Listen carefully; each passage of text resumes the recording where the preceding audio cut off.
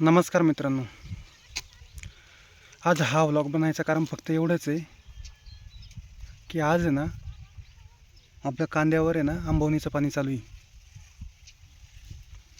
त्यामुळं म्हटलं की एक व्लॉग बनवूनच टाकावं. काही दिवसापूर्वी आपल्या कांद्याची लागण झाली होती. आंबवणीसाठी आलेलो होतो. ॲक्च्युली लाईटचा प्रॉब्लेम असल्याने ना पहाटेच पाणी लावण्यासाठी यावं लागतं.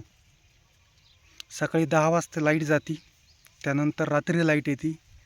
रात्रीपासून पाणी धरायचं, दिवसभर लाईट नसते.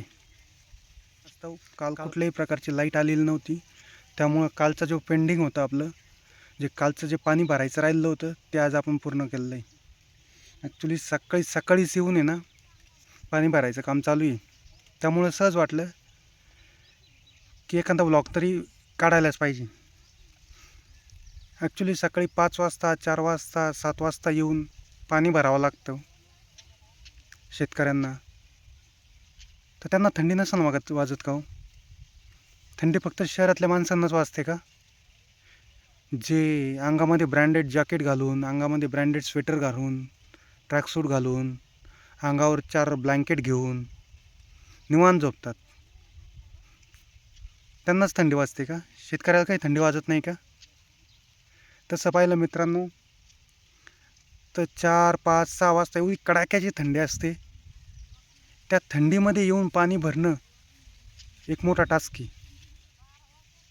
परंतु कुठल्याही प्रकारची जीवाची हानी, त्यानंतर पाण्याचा सोर्स किंवा इचुकाट्याचं काहीही लक्षात न घेता शेतकरी आपला टास्क पूर्ण करतो.